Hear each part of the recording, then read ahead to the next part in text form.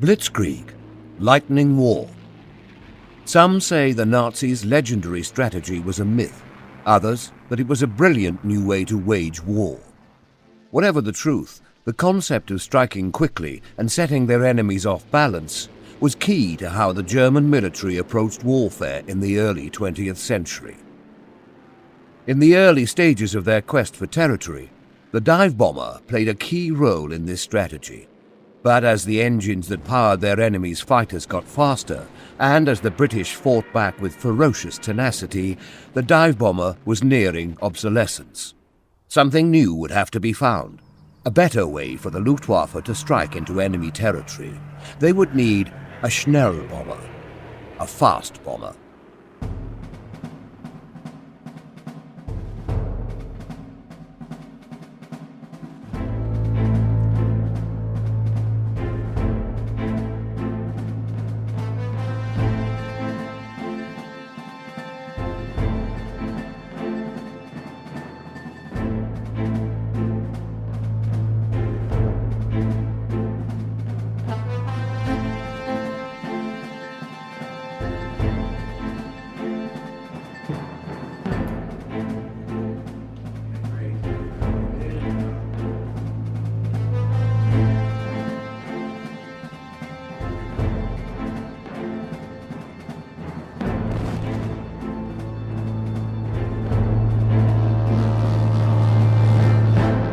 The 1937 Zurich Air Meeting. Pilots and aircraft from all over Europe arrive in the Swiss capital for 10 days of races, aerobatics and demonstrations. The Italians and the French both bring pilots and aircraft.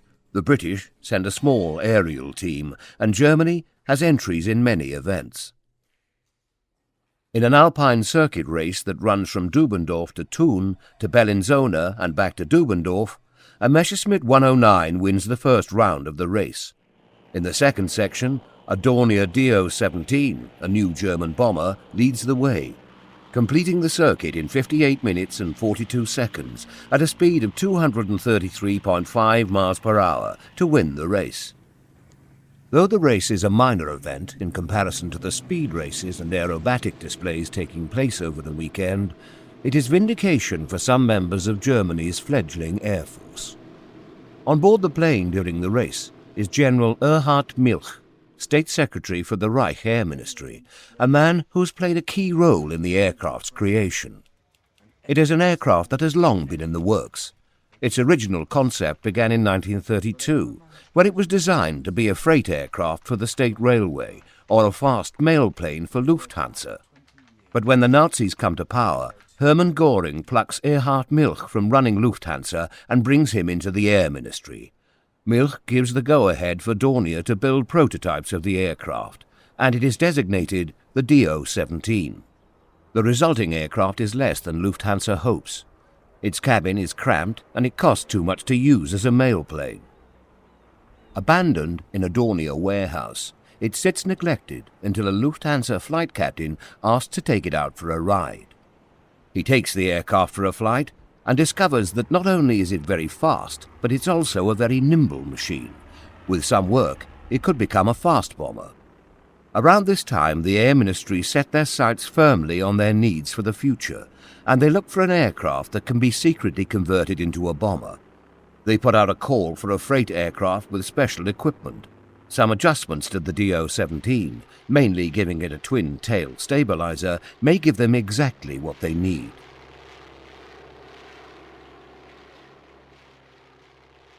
The Swiss air race gives Milch a first-hand view of exactly how fast this aircraft is, and proof that it can compete with and even outrace modern fighter planes. Germany has found its Schnellbomber. The idea behind a Schnellbomber is simple. Create a medium bomber that can strike its targets quickly. Because of its fast speed, the Schnellbomber will not need any defensive armament. Its best defense will be to slip away before any pursuing enemy fighters have a chance to catch up to it. To be called a Schnellbomber, in my opinion, is an aeroplane that could get in, drop its load accurately, and get out unscathed. That is a Schnellbomber. Low level. That's the key word. From its arrival into the Condor Legion during the Spanish Civil War, the Do-17 proves a capable aircraft. Then again in 1939, as Germany attacks Poland, it continues to prove reliable, serving as the backbone of the Luftwaffe's bomber force. Well, the Do-17, the nickname was the flying pencil. A beautiful plane, yeah, was also the first one which I flew. That was during early 1940 in the multi-engine school at the Baltic Sea in Kolberg. Very nice, very smooth plane, still also with inline engines. They changed it later on to radial. And I think it was very successful in the Poland and French campaign. I flew over Berlin quite a bit with the Do-17s, and later on they improved it tremendously to the Dornier 217s, which was a radial. And Dornier 217s was used as a night bomber over England, I think, well into 1943-44. Both very nice planes, easy to fly, and specifically low altitude or no altitude at all, over the ground, exciting. Under the bridge and in height of tower, exciting plane, yes. As the war progresses, however, the Do-17's fate begins to unravel. Its advantage of speed is diminishing with each passing day as British engines improve. By the Battle of Britain, Do-17s are being regularly shot down. In mid-1940, production ceases on the Do-17. It is to be replaced by two planes, a heavy bomber based on it, the Dornier Do-217, and an aircraft from Junkers, the Ju-88. The early part, up to the mid-1944, the only Schnellbomber the Germans really had would have been the Junkers 88. Although they had Focke 190s and Messerschmitt 109s that could carry bombs, they were hardly Schnellbombers. They were more ground attack, used for ground attack. But as a bomber, the Junkers 88 was really the only one that could actually be nominated as that. On its first flight in 1936, the Ju-88 races to a speed of 360 miles per hour, a full 100 miles an hour faster than the Do-17. Surely this will be the Luftwaffe's new Schnellbomber, one that will help them regain the advantage that has been lost in recent months against Allied fighters. At least it may have, if not for General Ernst Udet. The flying ace of the Great War is now in charge of the development wing of the Reich Air Ministry, thanks to his friendship with Hermann Göring. Udet's love of dive bombing leads to a major change in the Ju-88. Demanding that this aircraft become a dive bomber like the Stuka, it requires 2 years of re-engineering before the aircraft is ready to fly again in 1938. So enthusiastic are Udet, Göring and others about this new plane, they declare that it will be the standard bomber for the Luftwaffe, with factories all over the country set to churn out 250 units a month. Milch is less enthusiastic, but his worries fall on deaf ears, as the Junkers engineers impress Göring with tales of the bomber's amazing abilities. Now fitted with heavy air brakes and the increased weight giving it structural problems, the Ju-88 is ready to lumber into the skies. By the invasion of Poland, only 12 Ju-88s are available, and production continues to be slow while problems are ironed out. It is capable of diving on a target and dropping its bomb load with pinpoint accuracy, but at a price. The stress of pulling that much weight out of a dive takes a toll on the bomber's airframe. By 1943, tactics had changed to accommodate this, with the Ju-88 attacking at a 45-degree angle before releasing 4,400 pounds of bombs on its targets. The Ju-88, in my opinion, was a first-class medium bomber. Of the three great airplanes I think the Germans produced in the war, I would say the Focke-Wulf 190, the Ju-88 and the Me-262 were the three.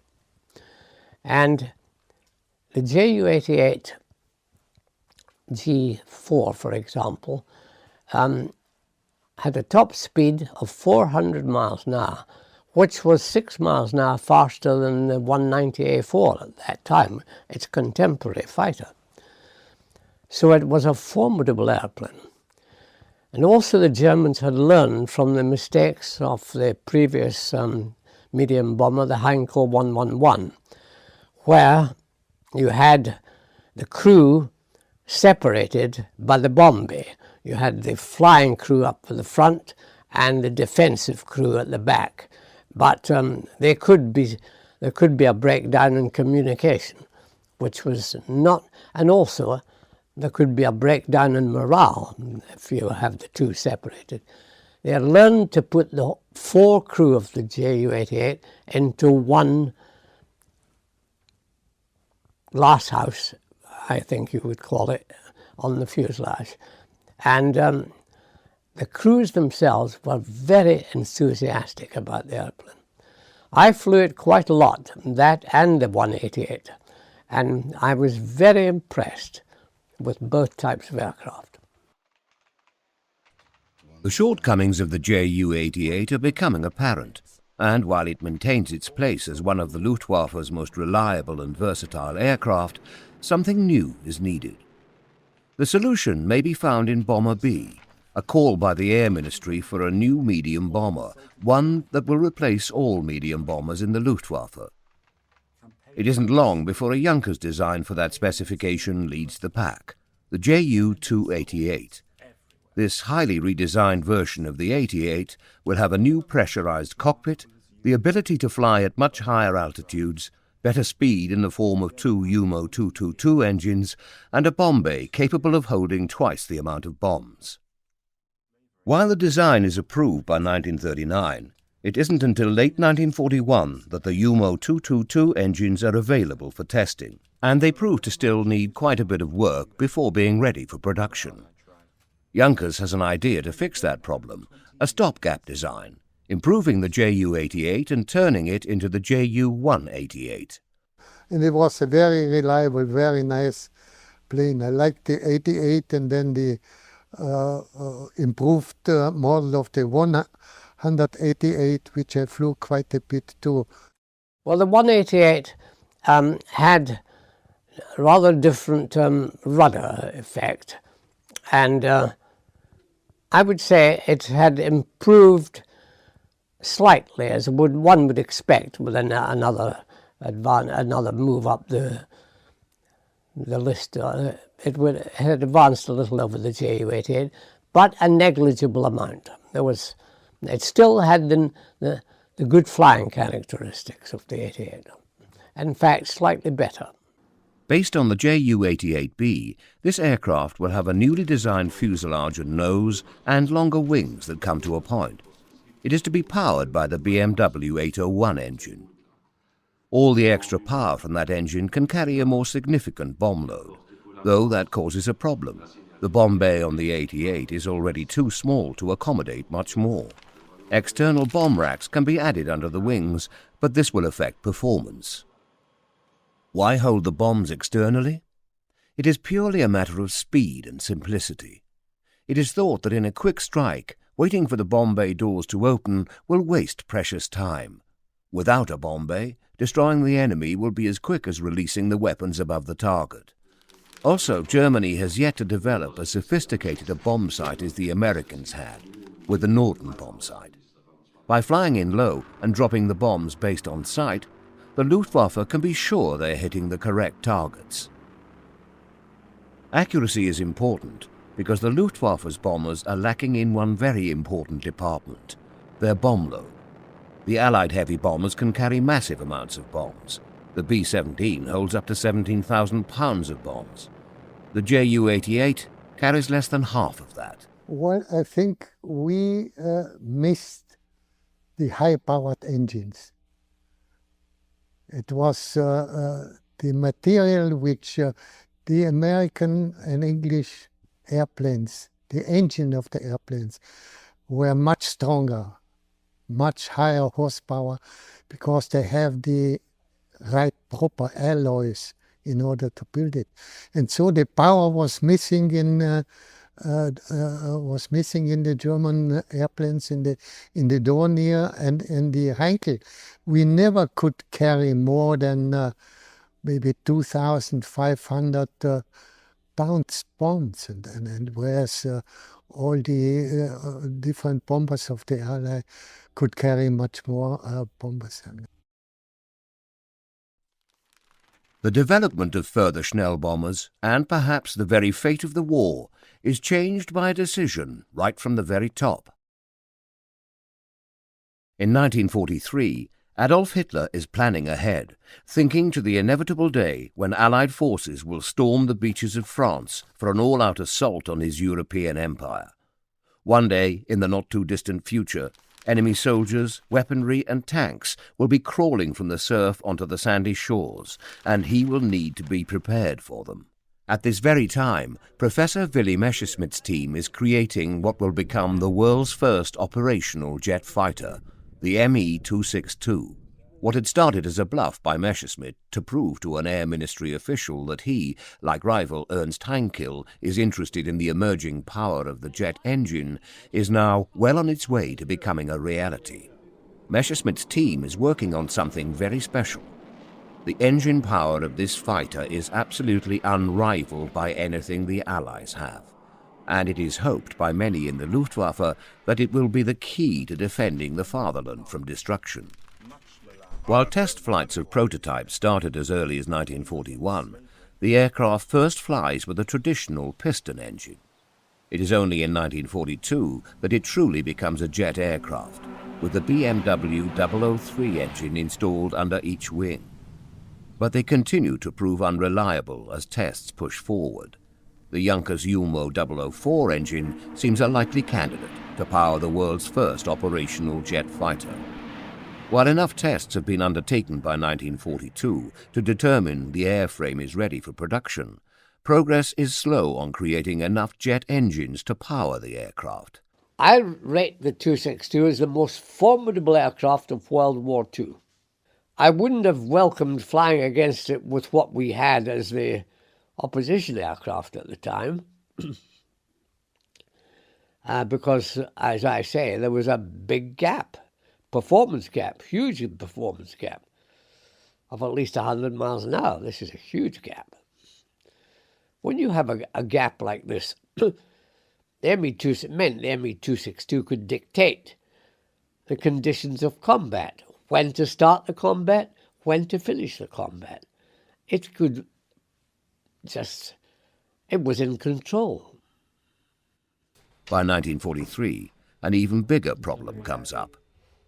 Hitler has taken notice of this remarkable design, and although it is meant to be a fighter aircraft, he has a different idea about its potential in serving the Third Reich. He asks Willy Messerschmitt if the aircraft can be adapted or changed into a fighter bomber.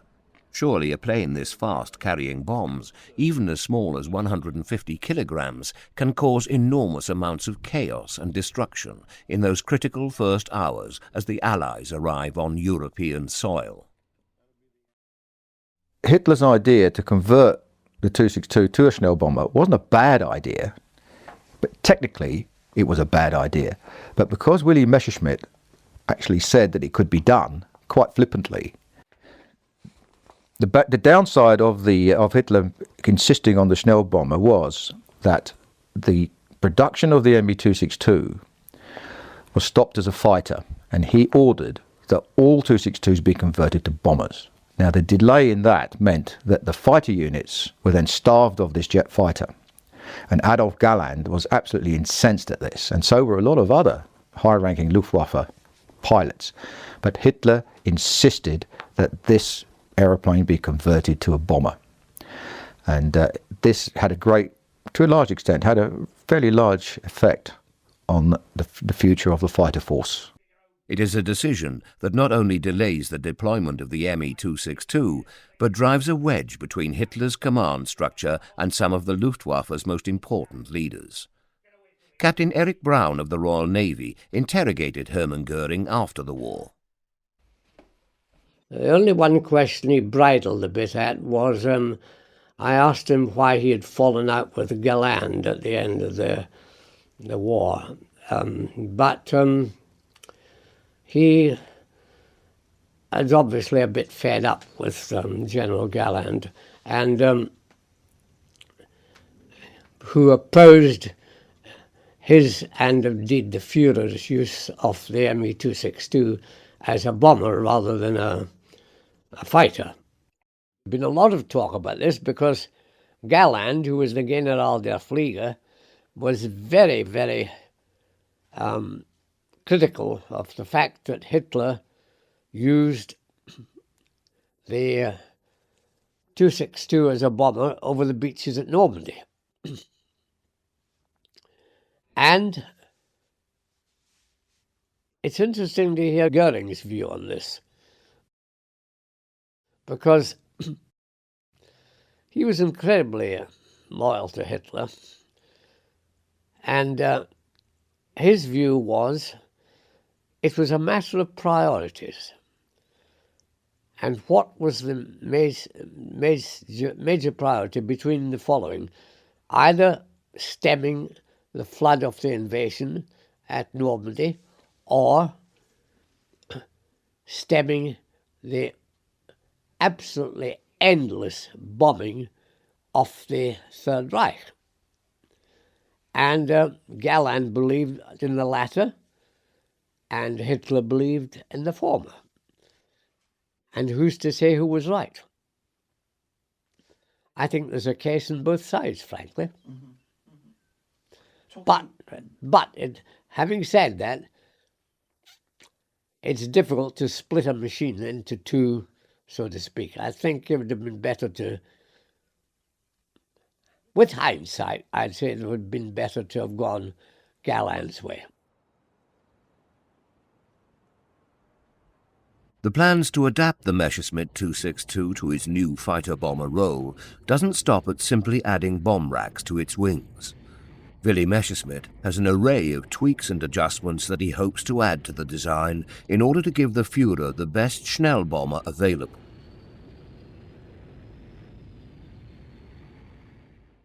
The Me-262U2 is a development that swaps the nose of the aircraft for a glass one. This will allow a second crew member, a bombardier, to lie in a prone position within the nose and drop bombs on targets with much greater accuracy.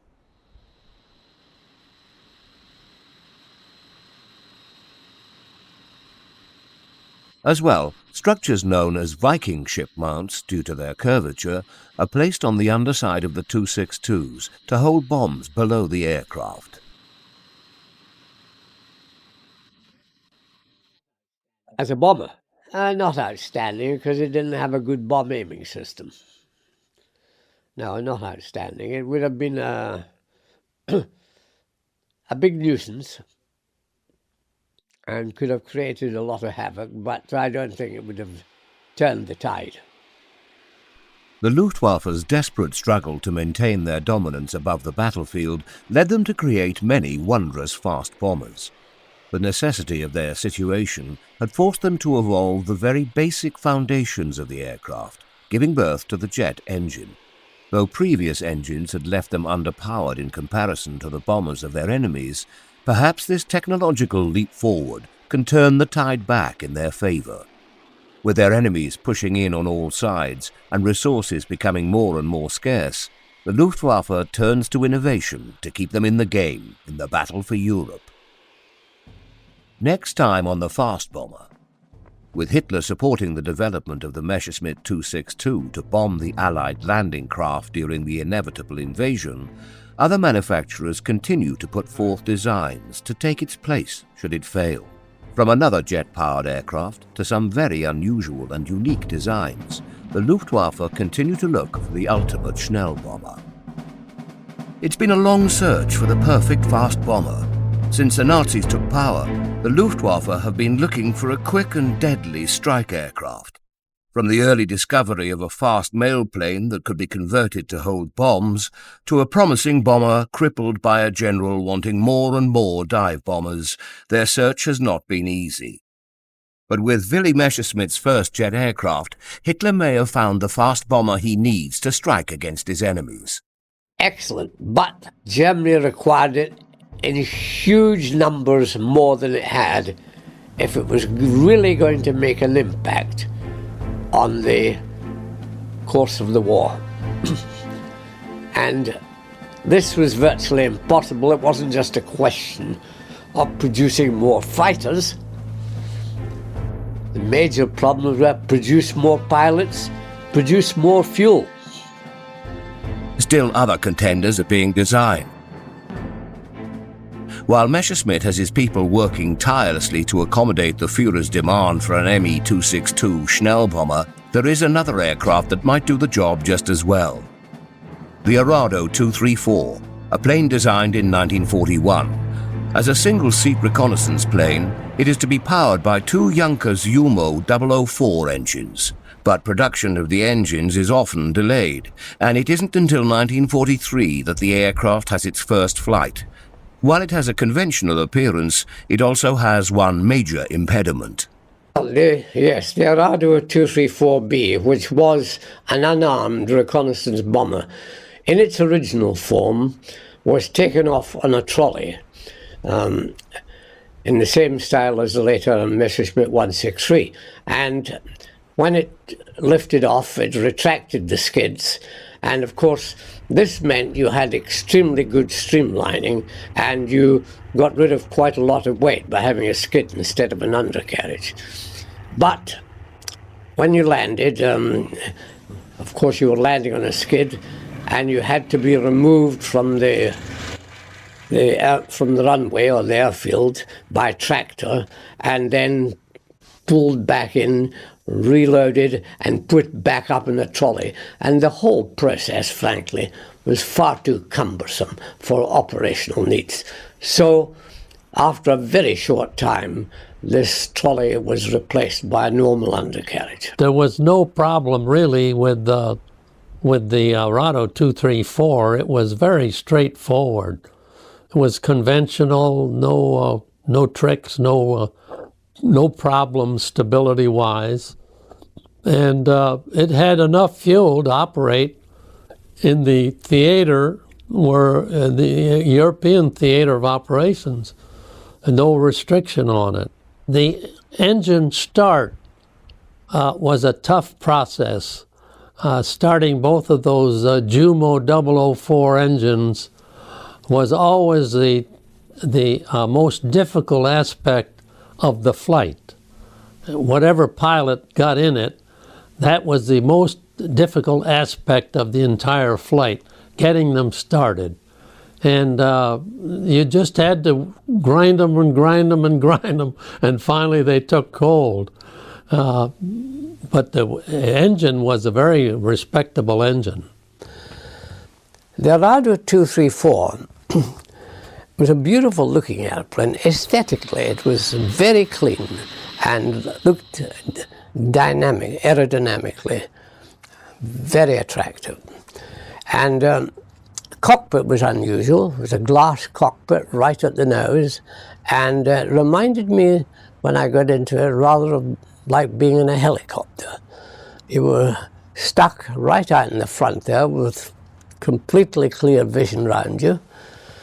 On the other hand, you were sitting pretty close to the accident if it had to happen too.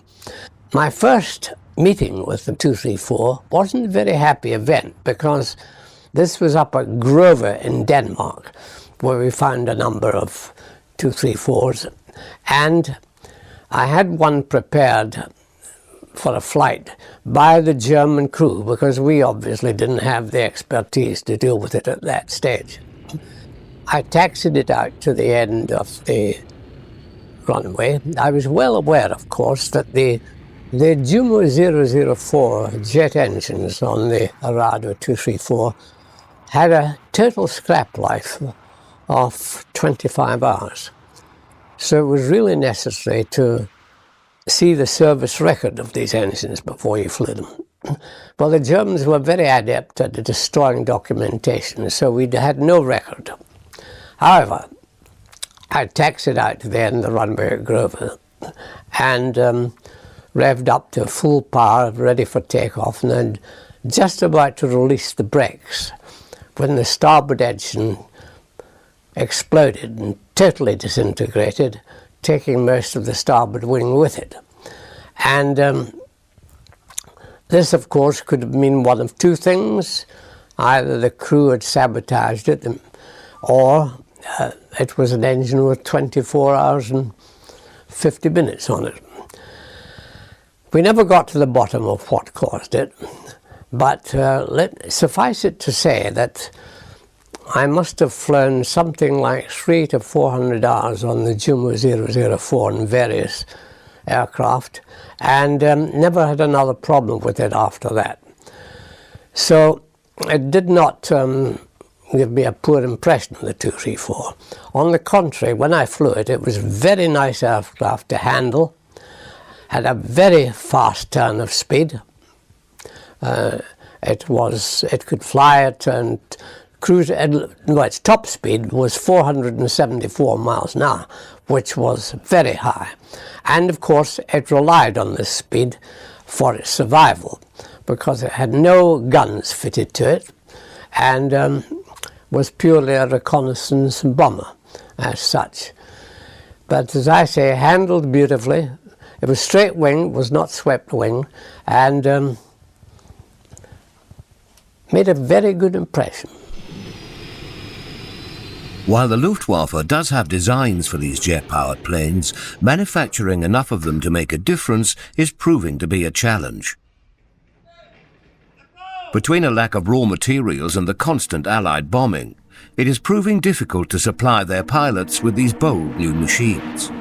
Only unit to actually become operational with the Schnellbomber Me-262 was KG-51, which was an old bomber unit which converted complete to the Me-262 bomb carrier.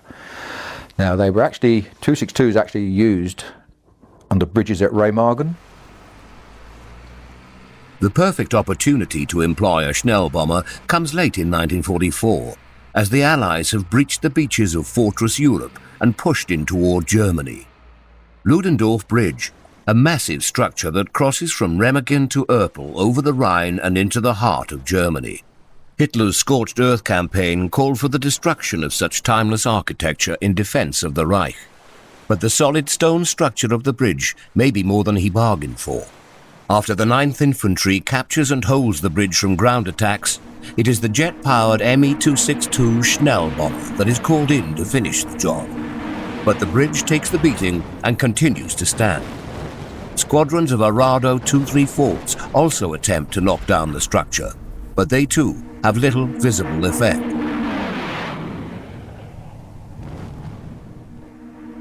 It is finally the shock waves from a supersonic V-2 missile that does the job, missing the bridge, but disrupting it enough to let the toll of all those bombing runs topple the resilient crossing. Though these jet-powered bombers have proven to be quite effective as the war continues, the Luftwaffe simply cannot find enough resources to make them the front line of air attack for the Third Reich. With the Allies pushing further and further towards Berlin, these planes are the exception rather than the rule. Perhaps the answer to finding the perfect Schnellbomber is not to innovate the engines, but to innovate the entire design and structure of the plane.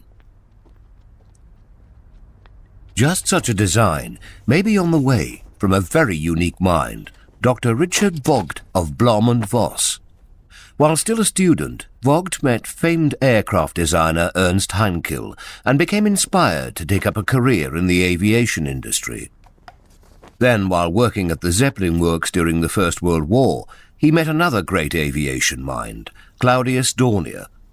After enrolling at a technical university and receiving his doctorate, Vogt is sent by Dornier to Italy and then Japan, where he spends a decade designing aircraft in partnership with the Kawasaki Dockyard Company. Returning to Germany in 1933, as Hitler rises to power, Vogt finds himself working for the shipbuilder Blom und Voss, and it is here that he begins work on conventional aircraft before getting underway on his most famous creation, an aeroplane that some think may be a little off-kilter, the BV-141. Answering a call for a tactical reconnaissance plane, Vogt designs a distinctly different aircraft, one with a single engine and a gondola-like crew cabin on the starboard side to hold a pilot, observer and gunner. On the port, the WW2 radial engine trails out into a tail. While it may look unstable, and initial expectations are that it will be difficult to control, Vogt has factored into his design the weight differences between the two halves. This weight difference actually works to counterbalance the torque of the single engine, and the aircraft is found to handle quite well. The BV Bloemen-Vos 141 was in fact a very peculiar looking airplane. The idea was that if you were attacked, this airplane, where the pilot would roll it onto its left side, and it was claimed that it could fly along in this position perfectly straight, and therefore the tail gunner in the small cabin had a completely free field of fire because he had no tailplane to shoot off of his own tailplane, and this was the theory. I think it was a bit far-fetched. I flew the aircraft once, and although I would say up to quite a marked degree you could keep it flying straight on one side, vertically, I think it was a bit of a nonsense, frankly. And it gave you a very funny feeling as a pilot. I always felt when I was flying this thing I'd forgotten something because there were bits and pieces missing everywhere. Now with the call out for bombers for the Third Reich, Vogt begins two concepts unlike anything seen before. First, Bloemen-Vos Project 163, an attack bomber powered by two radial engines working in tandem with contra-rotating propellers. Like the BV-141, it doesn't have its crew in the center of the plane. Rather, the pilot, navigator and a gunner are located in a nacelle on the port wing. On the starboard side, two gunners sit in a similar pod. This keeps the rest of Project 163's fuselage open for fuel and its bomb bay, which can hold up to 4,400 pounds of bombs. The pilot and gunners benefit from having a wider field of view than they would have in a traditional cockpit, and it is calculated that the wingtip nacelles will not affect the aircraft's lift in a negative way. Project 163 is expected to fly up to 338 miles an hour. Could a squadron of these attack bombers be just what the Third Reich needs to strike at the encroaching Allies and secure the fatherland? With its speed and striking power, it seems as if it could be the ideal Schnellbomber, and its unusual layout will undoubtedly have a psychological impact on enemy forces if they're ever to catch a glimpse of this speedy wonder. But after placing a pod on the wing of a BV-141 to test the effectiveness of this unusual layout, it is concluded that the design isn't worth pursuing further. But that's not where Vogt's plans end. There is also Bloemen-Vos Project 170. This is another peculiar-looking aircraft compared to its contemporaries. Two of its BMW 801 engines are to be placed at the tips of the wings on gondolas, with a third sitting at the very front of the fuselage. Each engine has its own fin and rudder. Like the BV-141, Vogt has factored in the engine's torque, and so the outer engines each rotate in opposite directions, cancelling out each other's torque. The tremendous potential of the BV-170 comes from its speed, and that's provided by conventional engines, and not the jet engines that are in such short supply and require constant maintenance.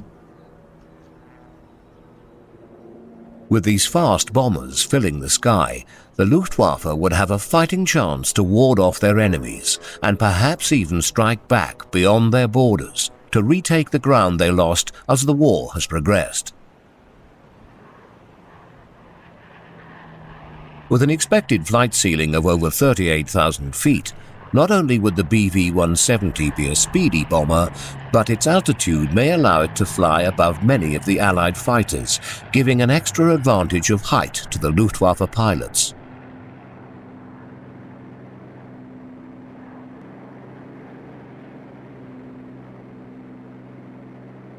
Two cockpit designs are drawn up, but both have one commonality that sets them apart from other aircraft. The cockpit is at the extreme end of the fuselage, just ahead of the tailplane. The first design is set to have the bomber or radio operator sitting ahead of the pilot within the cylindrical section of the fuselage.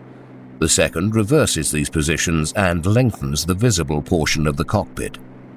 Project 170 is expected to hold up to 2,000 kilograms of bombs on mounts under its wings, and with its 3 powerful radial engines giving it a potential speed of up to 510 miles an hour, this bold design may be the perfect Schnellbomber. However, the Luftwaffe once again passes on producing the design, leaving it to fade away into history.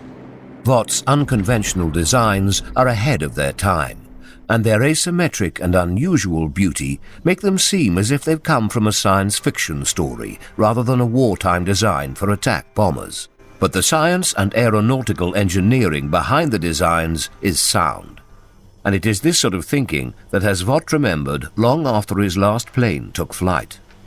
But ultimately, it did little to help the Luftwaffe's efforts to win the war. But after a decade of designing and tweaking numerous aircraft in the hope of finding the ideal fast bomber, the war is coming to a close. Allied bombers are pounding the cities of the Third Reich, and ground forces are closing in around Berlin. By 1945, there is little chance that any of these aircraft, as advanced and amazing as they are, can hold back the stunning advance of the Allies on all fronts. Was the Schnellbomber a success as a concept? Whether a Schnellbomber was a success or not is a difficult thing to actually say. I think it was the whole concept of the Schnellbomber was forced upon the situation of the war. From 44, middle 44 to the end of the war, the Germans were always on the defensive, and therefore their Luftwaffe was only able to actually attack certain parts, important parts of Allied pincer points or places where they were attacking, and it was only used as a defense. They had to use aeroplane as Schnellbombers. It was the only way they could actually defend themselves. The Luftwaffe never found the perfect fast bomber they needed to win the war, as hard as they tried, and, in an ironic twist, the perfect fast bomber did appear in the skies while they were trying to manufacture one. Yeah, the British Mosquito is another one of these aeroplanes that was almost an accident, because it was actually built during or designed and built during a time when the RAF was in serious problem with raw materials. And of course, everybody knows that the Mosquito was basically made of wood. But when it was actually designed and built, it was such a fantastic aeroplane. It could fly, it was reconnaissance, it could be a bomber, it was high speed. The Germans hated it because they couldn't bring it down very easily. So yes, I mean, the Mosquito could have been a Schnellbomber.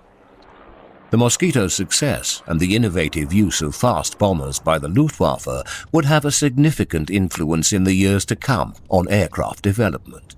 In the post-war years, the need for such an aircraft led the United States to do something almost unprecedented, purchasing aircraft made outside their borders in the form of the Canberra.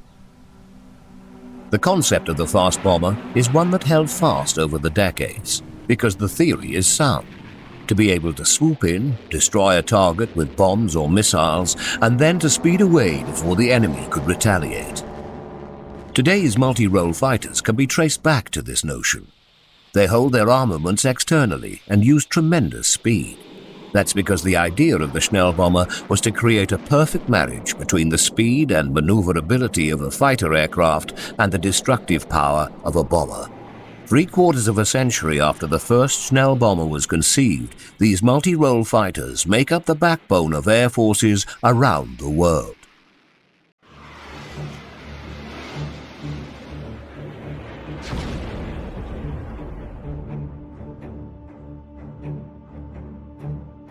Well, the Messerschmitt 262, in my opinion, was the most formidable fighter of World War II. They had the advantage of, when they designed this, of supersonic wind tunnels. That is clearly shown in the fuselage shape of the 262. They were also well aware of the advantages of sweepback in easing your way through the transonic speed area. The aircraft was designed with these things in mind. So it was going to be a jump ahead of its time, so to speak. When I first saw it, I realized that this was a very different looking airplane.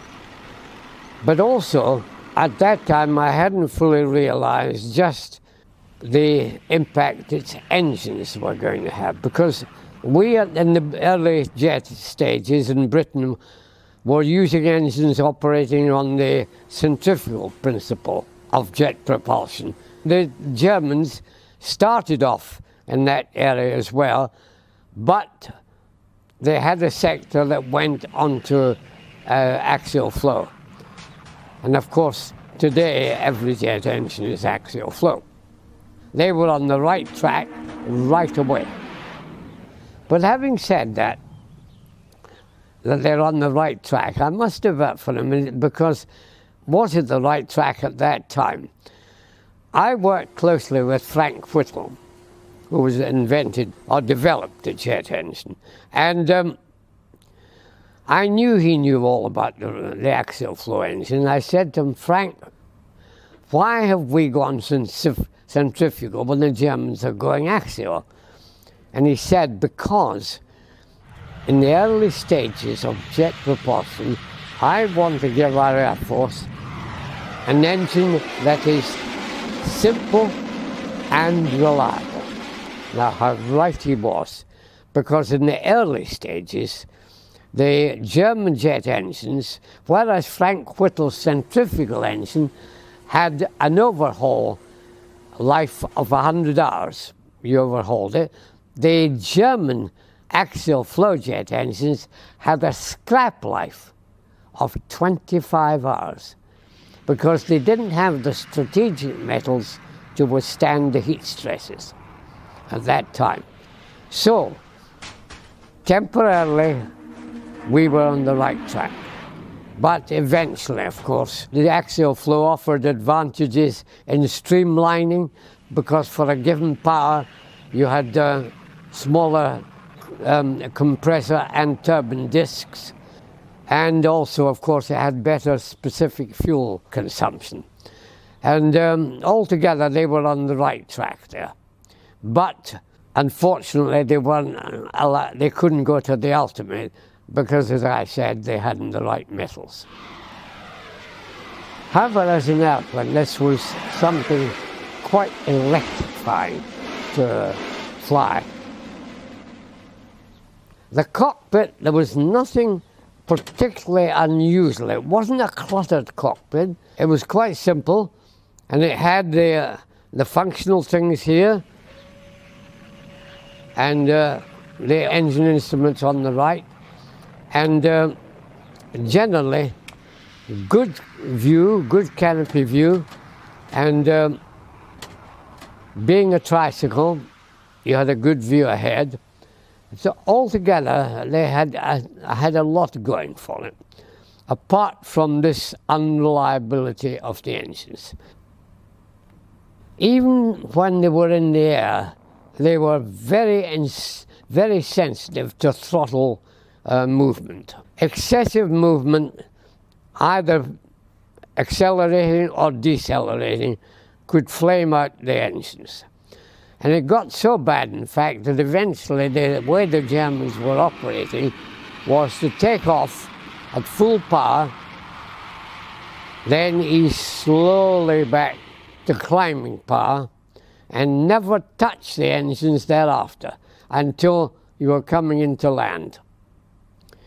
They took that risk, and this didn't pay off, I don't think, because, as I say, although it has a scrap life of, theoretically, of 25 hours, but Adolf Galland told me at the end of the war that his unit, flying the 262 JG-44 at the end of the war, was only having an engine life average of 12.5 hours.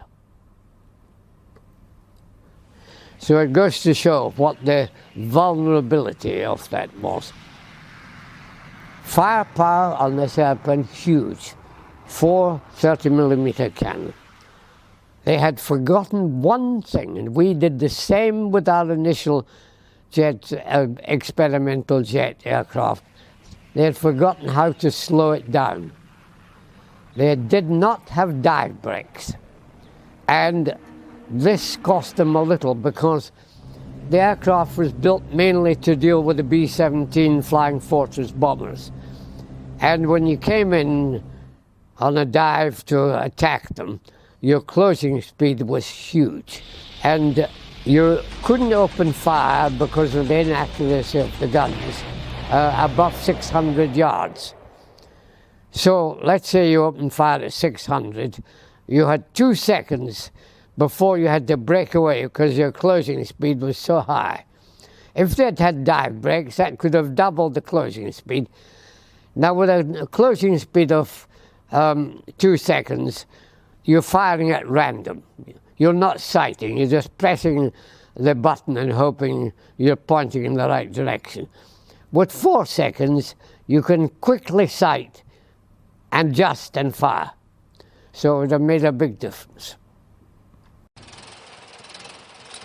Now the ME-262 was, in my opinion, I've stated this many times, the most formidable aircraft of World War II. When you consider that at the end of the war, the top Allied fighter was the Spitfire Mark 14 with a top speed of 446 miles an hour. When we tested the Messerschmitt 262, it had a top speed of 568 miles an hour.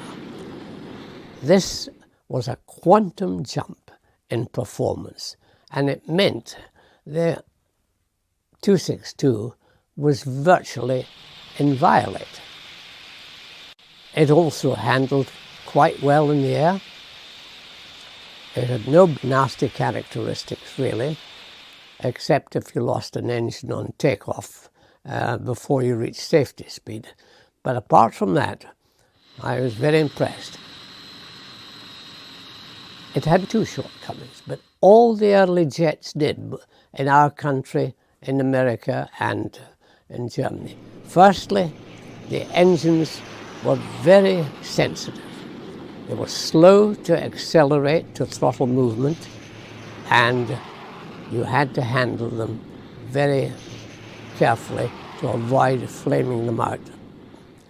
Secondly, we hadn't thought, or the designers hadn't thought, of how to slow down these incredibly fast airplanes, and no air brakes were fitted. And this made life very difficult, for example, for landing. You need some drag if you're going to land, and since there was very little drag associated with the 262, you had to do a long, slow approach to landing. And this was an Achilles heel, because the 8th USAF Mustangs realized this, and the few 262s they picked off was usually in that phase of the operation.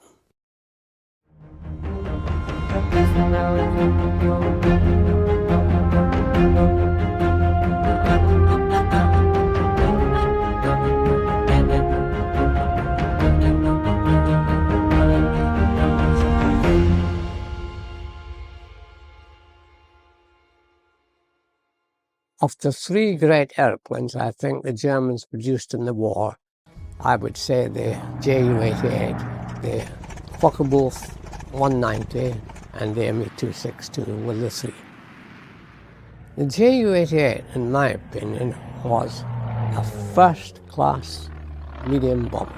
The Ju-88 G4, for example, had a top speed of 400 miles an hour, which was 6 miles an hour faster than the 190 A4 at that time, its contemporary fighter. So it was a formidable airplane. And also the Germans had learned from the mistakes of the previous medium bomber, the Winkle 111, where you had the crew separated by the bomb bay. You had the flying crew up to the front and the defensive crew at the back. But there could be a breakdown in communication. And also, there could be a breakdown in morale if you have the two separated. They had learned to put the 4 crew of the Ju-88 into one glasshouse, I think you would call it, on the fuselage. And the crews themselves were very enthusiastic about the airplane. I flew it quite a lot, that and the 188. The 188 had a rather different rudder effect, and I would say it had improved slightly over the Ju-88, but a negligible amount. It still had the good flying characteristics of the 88. In fact, slightly better. And I was very impressed with both types of aircraft.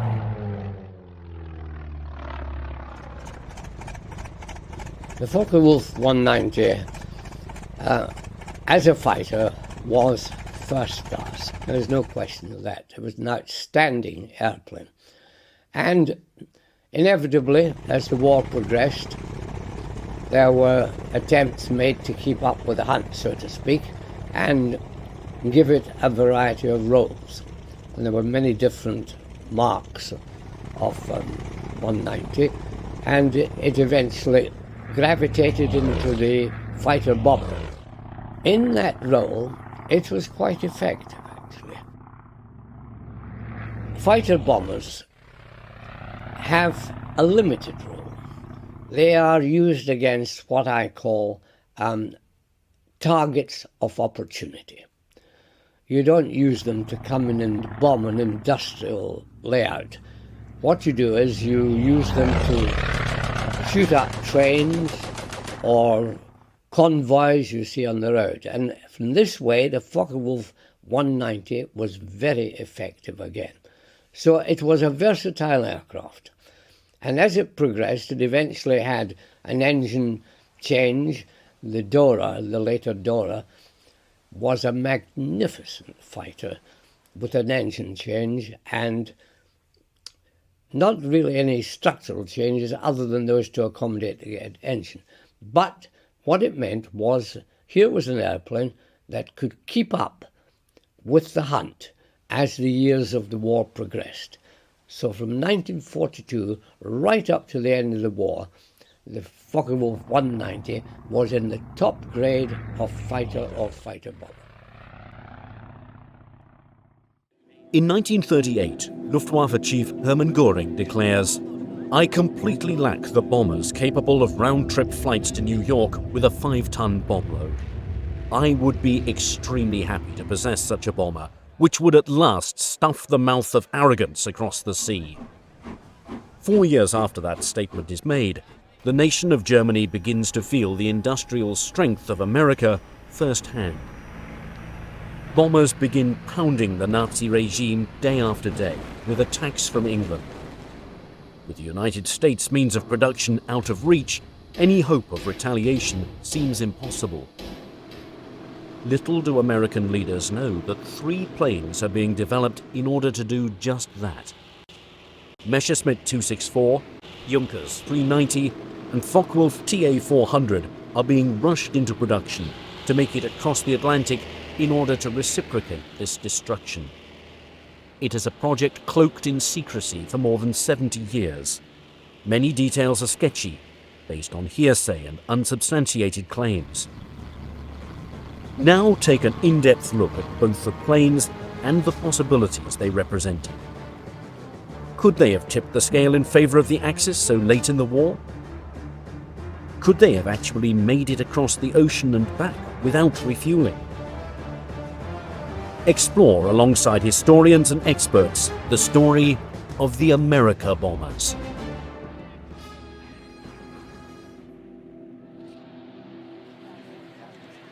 On December the 11th, 1941, Hitler declares war against the United States of America.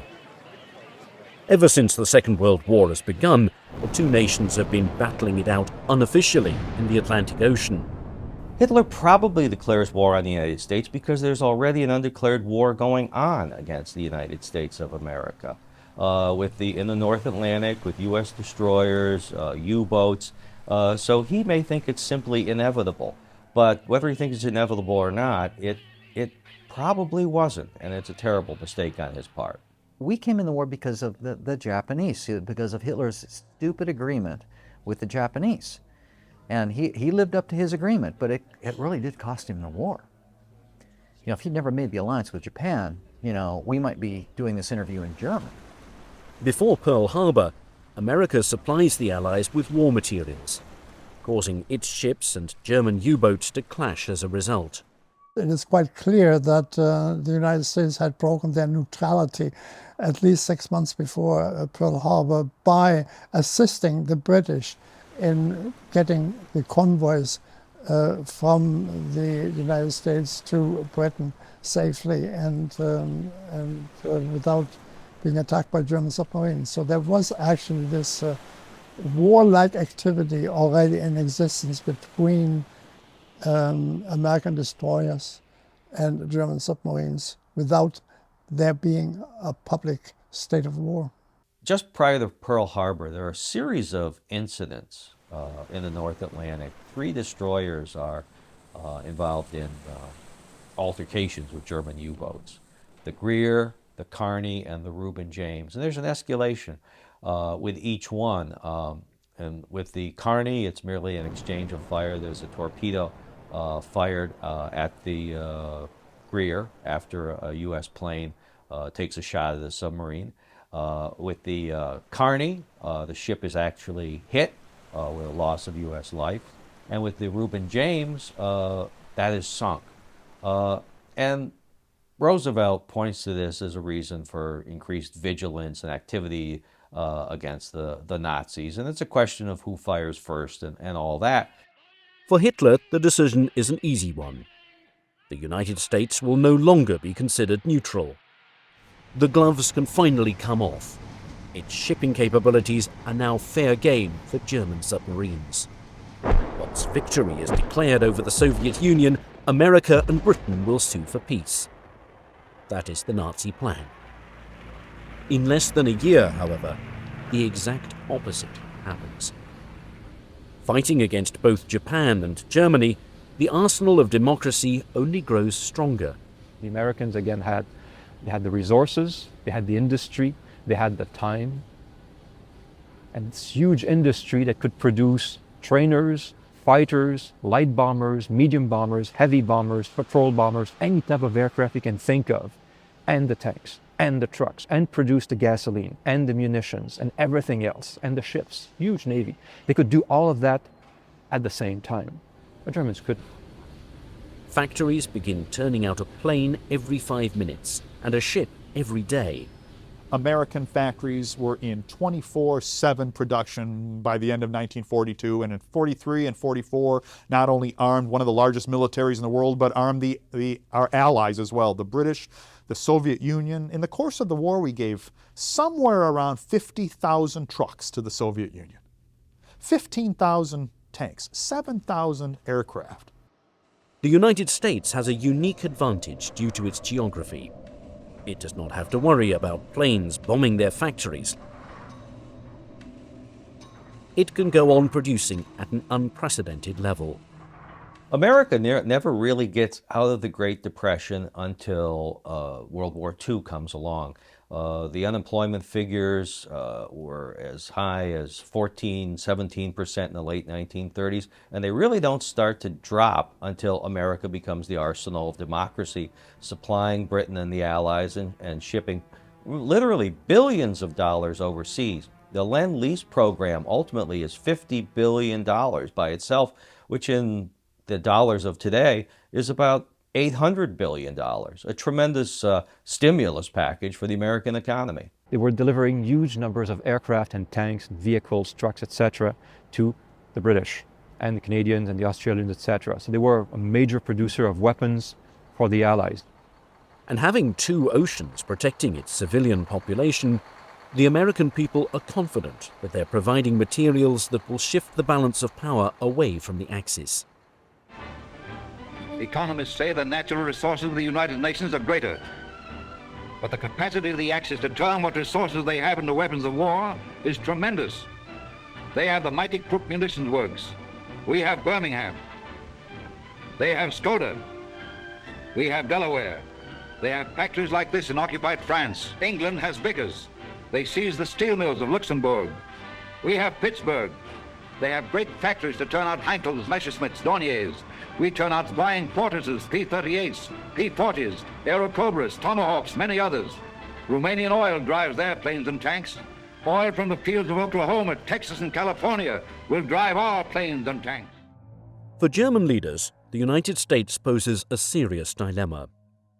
With more than 5,000 miles separating the two countries, no existing German aircraft can even come close to reaching America's east coast. In early 1942, the only strategy available to Nazi war planners is unrestricted submarine warfare. One of the most successful weapons that the Nazis had was the U-boat fleet, the U-boat service, the Kriegsmarine, which is essentially, by the end of the war, a U-boat navy. They were in 1942. They were wildly successful. It looked like they were going to just win the war just by sinking everything in the Atlantic. A plan known as Operation Drumbeat begins with U-boats torpedoing America's shores, sinking millions of tons of shipping. Well, the Americans, of course, were very much surprised by the immediate reaction of, or action, not reaction, by German submarines after the war has been declared by Germany.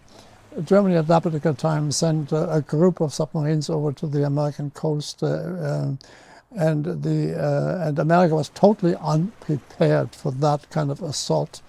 And the German submarines over there found absolutely no opposition whatsoever. And it was partly a Turkish shoot for them. The ships were illuminated, they were not in convoys, the cities were not blacked out. So it was partly for them almost a peacetime-like exercise they did. And of course they were very, very successful in doing so, and put America into a state of shock from which it took them many, many months to recover. Operation Drumbeat, or Paukenschlag in the original German, was the first U-boat offensive against the east coast of the United States. And to say that it was a happy time for the U-boats and their crews is understating the case considerably. And in fact, many of them did look back on it as those who survived the war look back on 1942 as just kind of a happy hunting time. It takes all modern nations some time to gear up into a war posture, and it might take democracies longer than dictatorships, and it might take our fractious and argumentative democracy in America even longer than some. And certainly the Japanese bombed Pearl Harbor in December of 1941, and we were at war a couple of days later, but it's not to say we took it with the seriousness that it deserved. And something as simple as blacking out cities on the East Coast was policies and procedures would have to be drawn up. It's not simply a case of everyone in New York turning out their lights at the same time. Now, with illuminated cities along the East Coast, every single American transport which sailed from harbor was nicely silhouetted against a bright background of lights. And U-boat and submarine commanders just could not have had a juicier or more lucrative target. And these experienced crews took advantage of it, sinking somewhere around 2 million tons of shipping in 1942. Caught off guard, it takes time for American war planners to augment their strategy in dealing with this submarine menace. Through the use of a convoy system, as well as ordering mandatory blackouts, Operation Drumbeat fades away. The turning point can be placed at early 1943, in May, I think, when we lost about 40 boats in 1 month or something like that. By 1943, materials and supplies begin reaching Britain with little interruption. Once on English soil, their impact is felt immediately. B-17 flying fortresses and B-24 Liberators begin flying over the heart of Germany. Alongside British planes, the fatherland is bombed mercilessly.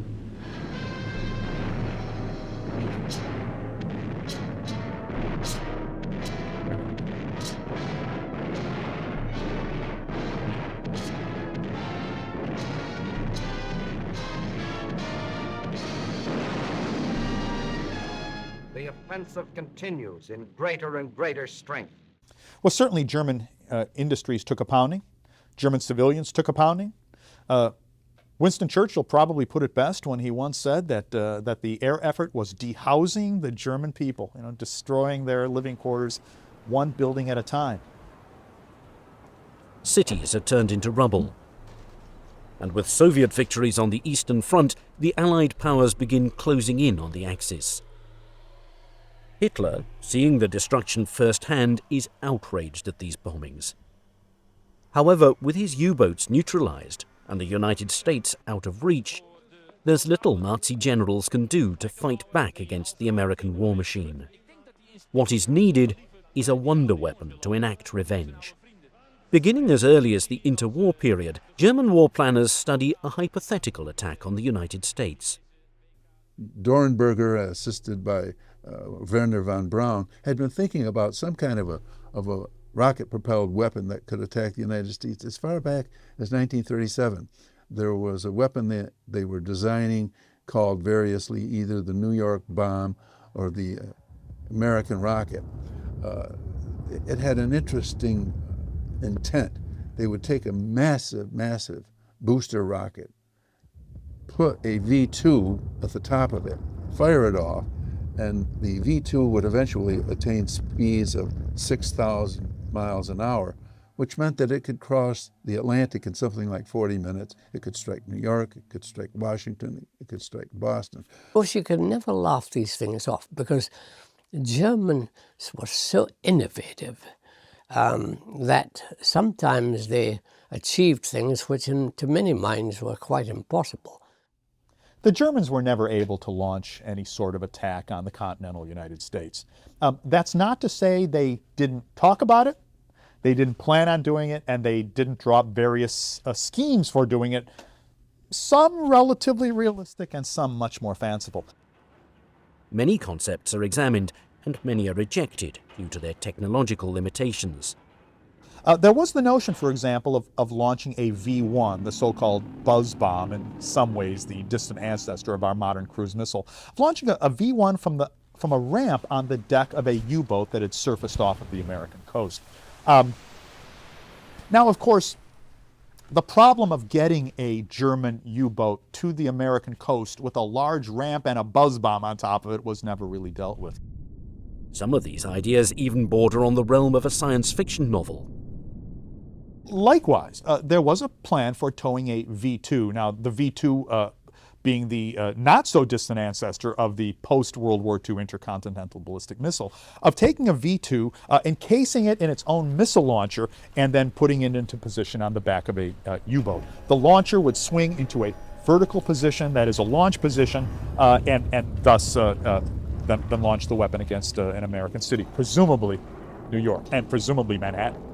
Now, the problems with such a plan, of course, include getting, once again, that V2 over the Atlantic Ocean, crawling with U.S. naval vessels of various shapes and sizes, not to mention our own submarine fleet, and doing so while trailing an extremely heavy and extremely obvious 118-foot-long canister without being detected. The most realistic and achievable weapon is a long-range bomber. In 1939, things in Europe were not going too well, and war clouds were beginning to erupt. It was then that Hitler realized, and some of the hierarchy in the Luftwaffe realized, that they may need something that could fly a little bit further than what they originally conceived. So they put out a specification to try and get a bomber that might reach the United States. Attacking the American East Coast with raids the same way the B-17 is attacking the fatherland. The Germans were very intent on finding some way that they could strike the United States by air. Besides having worked on rocketry, they were also developing a bomber. So the Germans realized that at one point, if you wanted to stop or at least put a brake on the production effort in the US, you would have to put some threat over their head. The only way to do that would be to bomb them. Unfortunately for the Nazis, it's a goal that's difficult at best. For a plan like this to work, it must reach America and back without refueling. The problem that the Germans faced in building a long-range bomber is long range. It had to go across the Atlantic, bomb New York City, maybe a little slack time there in case they ran into some fighters or something, and then it had to turn around nonstop without landing and fly back to Norway or the west coast of France. Which this is a long trip, and nobody does this today. Your 747 doesn't do this today. They'll land in Europe or in England and refuel and check the plane out. They couldn't do this. The Germans couldn't do this. They had no way to land. So if you're going to do this in a round-trip fashion, you have to have a truly intercontinental bomber. And this is something the United States didn't have until the B-36, which was 1949, 1950. Their best chance is with the Bollemann-Voss 222 flying boat. But the odds of it making it back to the fatherland are slim to none. Well, I flew the 222, and I would certainly agree it could get to within range of the American coast. It was a pretty impressive flying boat. I do not believe that they could ever have attacked the American coast and got away with it, because though it had this tremendous range and it was nice, quite nice to fly, got quite light handling controls, it was very vulnerable to a fighter attack. And I just don't see it surviving any attack by any fighter at all, frankly. 12,000 miles would be needed in order to strike. No plane during this time can even come close in covering a distance this size. The Germans' longest-range bomber, the Winkle 177, is encountering numerous problems with its unworkable tandem engine arrangement. They didn't really get around to building 4-engine bombers, and when they did, it was an off and on type of thing. So one general actually was fired over this idea that he didn't come up with a 4-engine bomber later on in the war, Ernst Udet. He was marginalized and then committed suicide, probably over this very issue. A plane of this magnitude must instead be designed from scratch. But they realized it would have to be a very long-range bomber. For all intended purposes, you're looking at the German equivalent of the B-29. And in order for it to work, an enormous amount of time and material is needed for production, development and testing, something the Germans are lacking by this time. There were lies about the stocks of aluminium available. Production had not been rationalized, civilian resources had not been mobilized, and there was still a belief on the part of fighter pilots that quality was what mattered and that you would only get that by producing aircraft in relatively small numbers. So mass production was avoided. In 1944, Britain alone had 12 factories that employed more than 10,000 people. Germany only had 2. Despite these roadblocks, Adolf Hitler, having a fascination with wonder weapons, enthusiastically gives a green light to the project. The America bombers are born. To provide a buffer of relief, Nazi planners believe they have a perfect halfway point. The Azores, an archipelago of 9 islands located 900 miles east off neutral Portugal, is ideal for a project of this nature. Now they realized that the distances were huge. Actually, that's why they considered using the Azores as a base. It's halfway across, not quite halfway across the Atlantic, but it's certainly closer than bombing from bases in France. So there was definitely an interest there. In 1940, after the fall of France, Admiral Raeder strongly urged Hitler to occupy them before the Americans could get to the islands first. At one time, it was speculated, even Hitler suggested, that perhaps they should invade the Azores and take over the Azores and use it as a jumping off point for their long-range aircraft to fly to the States. Now, if German planes are given permission to land the same way German U-boats are allowed to dock, this geostrategic area would be worth its weight in gold. Having the range requirements significantly reduced, the plan to bomb America now appears more feasible than ever. What is needed now are targets. In order to cripple the arsenal of democracy, these hypothetical German planes cannot just bomb indiscriminately. They instead must go right after their means of production, attacking factories that are building the planes and bombs that are ruining German cities. Prepared by the War Department in April of 1942, a 33-page document lists 21 potential targets for the Germans to attack. The Aluminum Company of America, located in Messina, New York. The Chrysler Corporation in Detroit. The Wright Aeronautical Company in Cincinnati, Ohio, and many others are the destinations for the America bombers. The targets and the takeoff are set. In looking for companies to build these super bombers, the Nazi regime goes to the very best. They came up with some designs. Of course, every builder would come up with, every aircraft manufacturer would come up with a design, and they would take a look at the designs on paper and select one. Messerschmitt, makers of the Me-109 and the 110, two planes that battled Spitfires and Hurricanes during the Battle of Britain. It's also the company that's working on the revolutionary Me-262, the first jet-powered aircraft.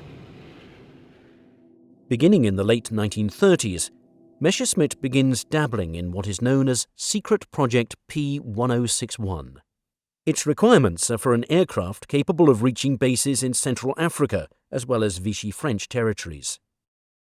Now, the plan calls for a plane that can reach the United States, carrying a payload of 5,000 kilograms. Messerschmitt came up with an idea that got off the ground, the Messerschmitt 264, and they originally wanted something like 6 prototypes for testing. And if these were proved successful, then they were going to build a fleet of them. Awarded the contract by the German government, workers at Messerschmitt begin working on the aircraft known as the Me-264. Different versions are considered, and once the plane begins taking shape, it starts to look eerily similar to another design that's being constructed across the ocean. So by and large, there were designs. I think there was a Messerschmitt 264, which looks a little bit like a B-29. The 264 was actually quite an interesting aeroplane design. It had a circular fuselage section, which in stress terms was very, very good, because the circle has equal stress points. It was built over a long period of time, and it didn't actually fly until 1942. Originally designed with 4 BMW 801G engines, German officials hope that a 6-engine version will be in the skies as early as the fall of 1943. However, designers are noticing that the first prototype of the aircraft has a very high wing load. This is resulting in a loss of maneuverability, an unimpressive climb rate, and in-flight instability. 2 more prototypes are to be tested, one with armaments and one that is to be fully completed. However, with the aircraft being years away from flying, alternative designs and designers are sought out. Junkers, makers of the Stuka dive bomber and the Ju-52 transport plane, present their vision of a transoceanic aircraft capable of bombing Uncle Sam. The company is highly favoured amongst top Luftwaffe officials when it's taken over by the government in 1935, following the death of its founder, Hugo Junkers. Having overseen the company's nationalization personally, Field Marshal Erhard Milch leans towards the alternative. One of their planes already on the books is the Ju-290, an evolution of an earlier design with a greater wingspan, used for long-range maritime reconnaissance and bringing supplies to German soldiers, most notably during their encirclement at Stalingrad. The 290 had the advantage of having a roll-on, roll-off capacity for equipment, because it had a rear door that could be dropped. And that was the big advantage. You didn't need to have trucks to load it and unload it. You could actually drive on and drive off. And that was the major advantage of the 290. The train of thought now is to just enlarge this aircraft for bombing America. The result is the Ju-390, a plane with 6 1,700 horsepower engines, a wingspan of 181 feet, and a fuselage that is even longer than the American B-29.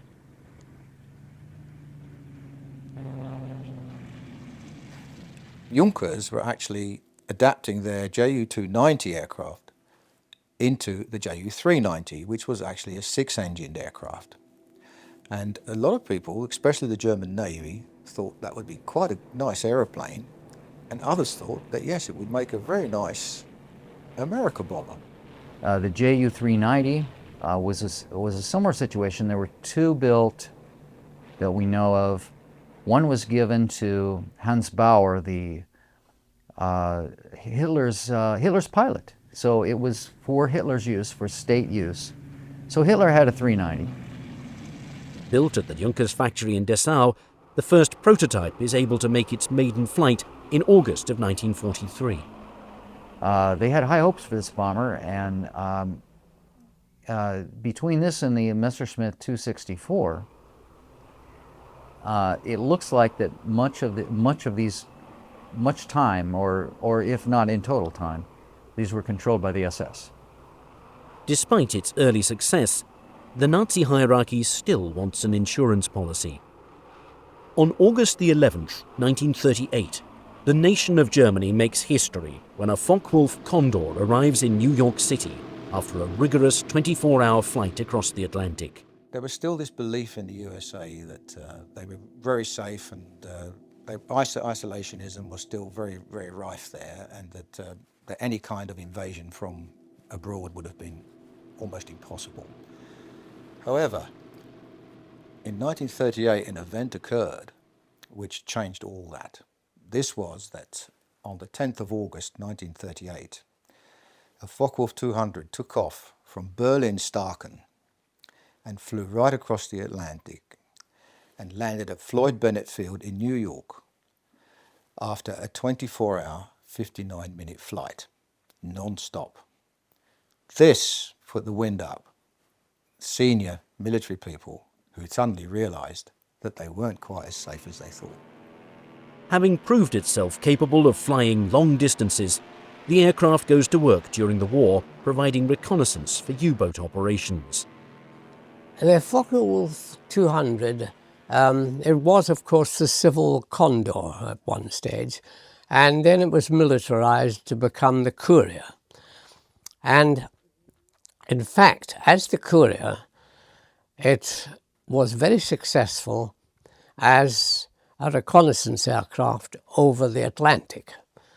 It was very heavily armed, and it had a wide range, and where it did the damage was it could operate beyond fighter range from England or from Britain. Now, the plan is to evolve the Condor the same way that the 290 is being evolved. The result is the TA-400, consisting of 6 BMW 1,700 horsepower engines. Just to keep this monster up in the air, an unprecedented 32 fuel tanks, capable of carrying 7,000 gallons of gasoline, are put on board the aircraft. Possessing a pressurized cockpit, 2 remote-controlled turrets, 20mm cannons, and a payload of 22,000 pounds. The third of the America bombers appears to be the deadliest.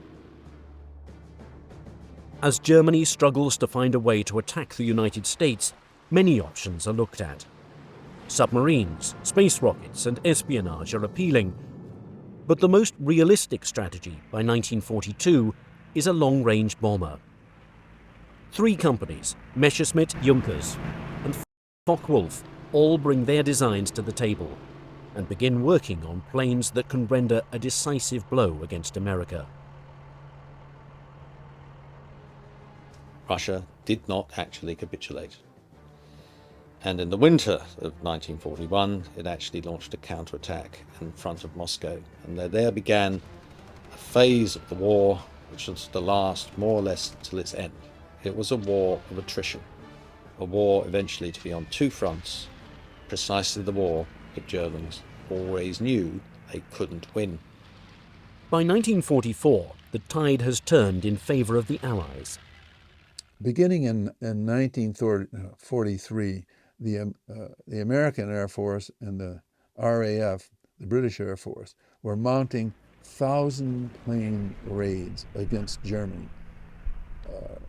By 1944, these raids were creating havoc in Germany. 3 raids against the city of Hamburg resulted in something like 50,000 German dead. The cities in Germany were being destroyed, leveled at the rate of something like 2 a month. While the principles of war remained unchanged, the use of new weapons revised the concept of war.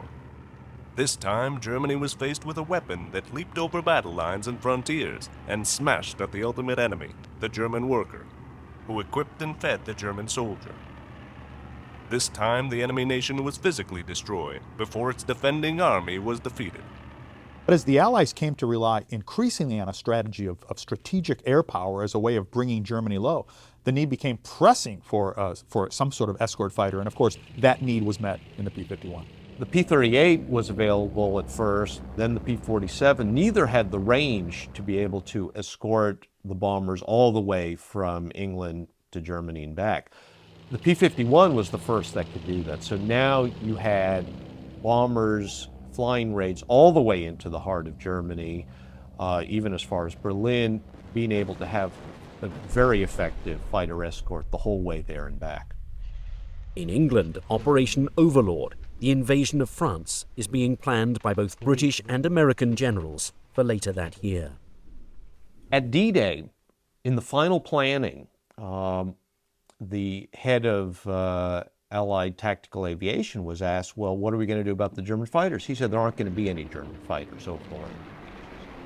And he was essentially right, because they'd been wiped out by them. So, I mean, you know, it had a huge effect, I think, on the whole course of the war, of being able to bring the fight directly to the German tactical aviation forces. For a Germany in its last throes, they begin turning to the secret weapons they have invested so much time and money into as the saviors that can strike a knockout blow. The Holy Grail was a weapon of mass destruction. And they had gone the road of the nuclear, hoping to get the nuclear bomb. They had gone the road of the V1 and the V2.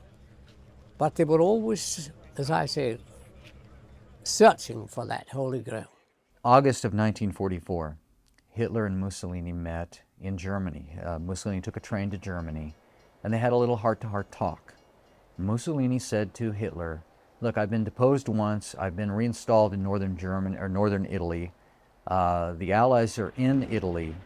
The Allies are closing in, the Russians are closing in from the east. It's August of 1944, and what guarantee do I have if I still throw in my cards with you, Adolf Hitler, that you can actually pull this war out, because it's not looking good now. And Hitler said to Mussolini in so many words, I have some wonder weapons coming.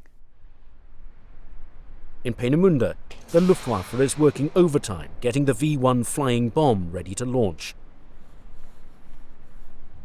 And if this device fails, the revolutionary V2 rocket is going to strike the fear of God into the Allies, being the predecessor of today's intercontinental ballistic missile. The V1 and the V2 were extremely important in terms of later weapons development. The V2, of course, a single glance at it will make clear that it is the ancestor of the later ICBM, the Intercontinental Ballistic Missile.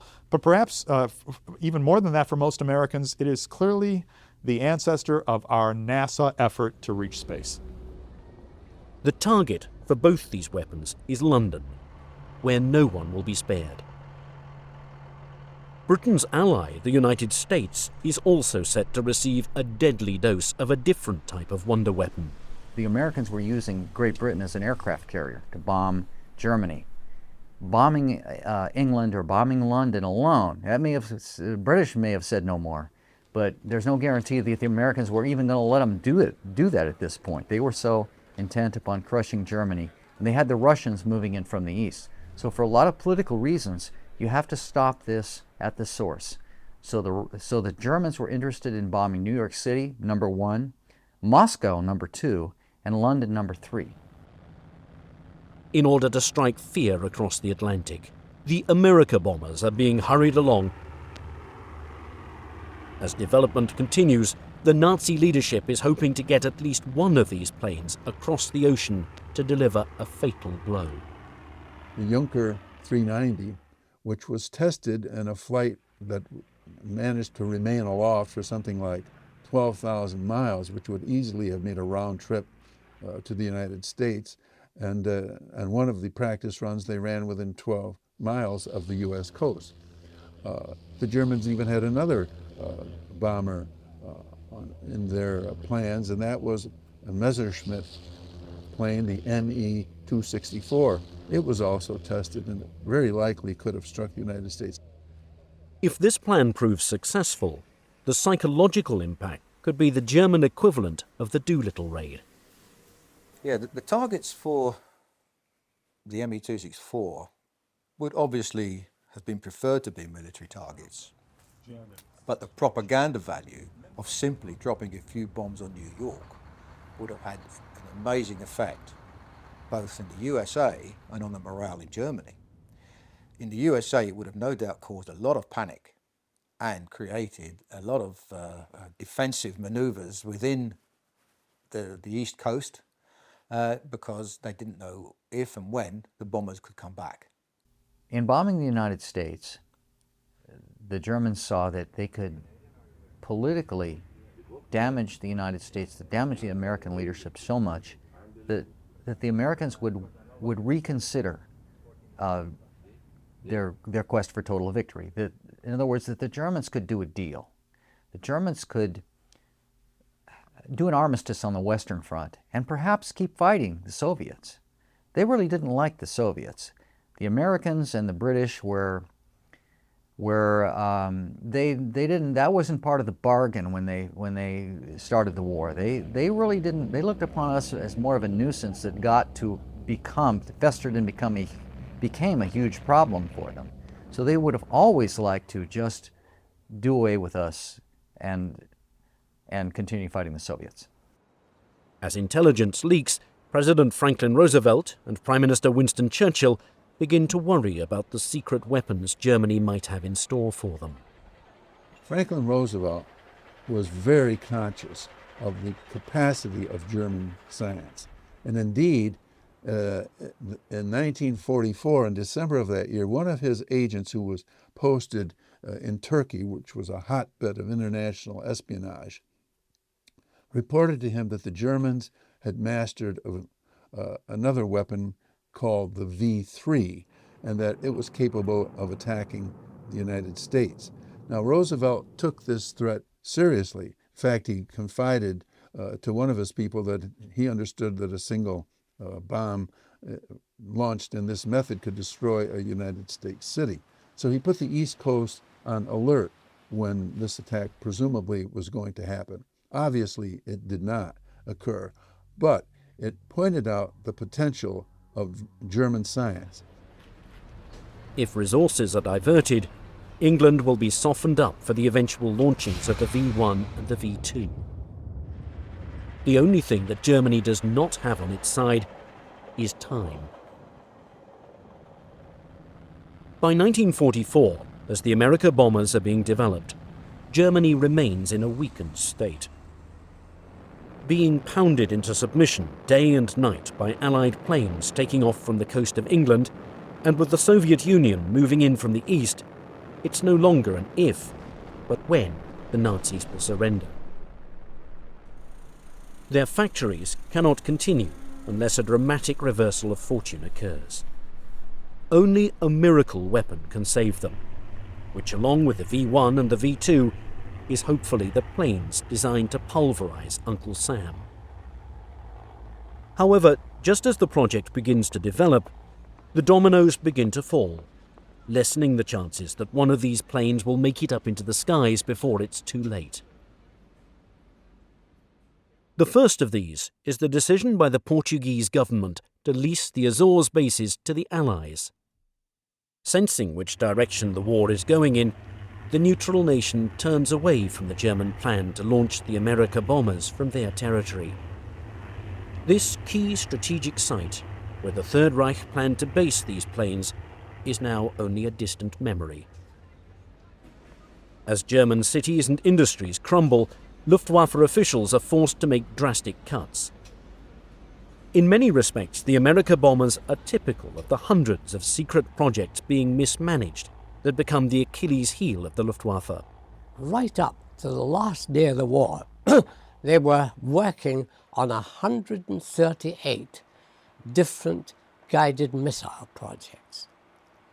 How can a nation which is on its knees be expending effort like this? Fortunately for us, they were expending this sort of effort through total mismanagement and lack of control of their resources. And one of the failures of the German Luftwaffe was their inability ever to work out a sane procurement and production process. Prototypes would be built and abandoned. They would be rebuilt and altered by Hitler's order and abandoned, and rebuilt a third time and perhaps put into production as an aircraft very, very different from what the original designers had intended. This took place throughout the war, compared to, for example, U.S. procurement policies, which become a giant bureaucracy embodied in the War Department and soon thereafter, World War II, embodied in the Pentagon. The Germans were simply not able to compete on that level. Only 3 Me-264s had actually been ordered, out of which only 1 was realised, and the other 2 were still in small parts, and nothing really serious was taking place there. And then out the blue, the RLN, the German Air Ministry, asked if they could produce 30 Me-264s. But then everybody realised that where would they build them, how would they build them, and from what would they build them? It was really the boat had been missed on any of that. The resources, the time, the crews, the ground support equipment, the bases, because you can't base aircraft of that size on a grass field. You need all the infrastructure. You have to get the bombs to the base. You have to get the fuel to the base, and not just once. You have to get the fuel coming back constantly, day after day after day. It's a huge infrastructure that the Americans and the British had to put up in Great Britain. The UK was a giant service station. It's hundreds, thousands of aircraft had to be refueled constantly. That infrastructure did not exist in occupied Europe for a large bomber force. Because sending 2 aircraft every week, what's the point? With resources strained, planes still in their design stage are now in the crosshairs. One aircraft that's on the chopping block is Focke-Wulf's TA-400. After assessing its design and noticing it requires more labour and materials than the Me-264, the decision to cancel it is made in late 1943. They investigated and then realised that to actually build it and make it fly would take so many years that it was just impractical to even consider the project as being feasible. Even as the prototype of the Ju-390 proves to be feasible, by mid-1944, all orders of that plane and the 290 are cancelled. Again, it would have taken a vast amount of space and material and everything to build. And it really, the performance of the 390 didn't come up to what was expected. So that idea didn't go any further, although the German Navy quite liked the aeroplane. Now, the only hope is with Messerschmitt. One was destroyed on the ground. The program was canceled, as all German programs were. There's a start-stop attitude. So it may have been started and stopped several times. Because of the changing situation of the war, and people had lots of ideas for strategic bombing. One day they were for it, the next day they were against it, and specifications were sort of being issued left, right and centre. Messerschmitt actually did produce a large number of projected modifications to his 264, but none of them ever came to any fruition. I mean, there were ideas to attach huge fuel tanks to the airplanes, which could be 600-gallon fuel tanks, carried externally. Also, a 6-engine version was proposed. But all this was real pie-in-the-sky stuff, because none of it could really be achieved at that time of the war. Things were really starting to go bad for Germany, and a lot of this stuff was just panic measures, trying to sort of clutch things out of the air, which really were just not possible. With the continued bombardment causing a severe strain on the country's resources, Erhard Milch decides to stall production of the 264 and instead focus on the 262. The priority now is defence, and the hope is that this jet fighter bomber can shoot down the flying fortresses that have been pounding them into submission. That same year, several Allied bombing raids on the Messerschmitt factories damage all of the 264s beyond repair. By October of that year, the aircraft is cancelled indefinitely. All of these factors combined spell doom for the America bombers. This is a solemn but glorious hour. I wish that Franklin D. Roosevelt had lived to see this day. General Eisenhower informs me that the forces of Germany have surrendered to the United Nations. The flags of freedom fly all over Europe. In the more than 60 years since the Nazi regime was destroyed, many questions surrounding the America bombers program remain unsolved. When we interrogated William Messerschmitt, he pooh-poohed it as if, I really had nothing to do with it. I think they realized they were going down a blind alley with that, really. For a project cloaked in secrecy, rampant rumours begin spreading in the decades following VE Day. One such rumour is the assertion that the Ju-390 successfully made a reconnaissance flight of approximately 12,000 miles from occupied France to New York Harbor. The fact that Juncker's Ju-390 came within 12 miles of New York is something that's said by many sources. It's not just one source. This isn't a wild and crazy guy saying this. This is something that is said and repeated, and I believe to be true. A hypothetical question asked is, what impact would these planes have had if they were successful in carrying out bombing raids on American cities? But I would say that even if the Germans could have put 2 or 3 aircraft together that could somehow make that perilous flight across the Atlantic and lob a couple of bombs into lower Manhattan, I think the political impact would have been tremendous. At the very least, President Roosevelt would have been forced to redeploy anti-aircraft assets from Britain, where they were protecting Britain against German air attack, to the continental United States. And that might have had some appreciable impact on the future course of operations in Western Europe. If the United States had actually suffered on its shores serious damage from German rocketry or from other transoceanic bombers such as they intended, the probably impact on the war would be that it would have been extended. Given the great industrial and innovative powers of the United States as demonstrated in that war by our production, the development of an atom bomb, no doubt we would have struck back, but it certainly would have extended the war to have the destruction brought to our shores.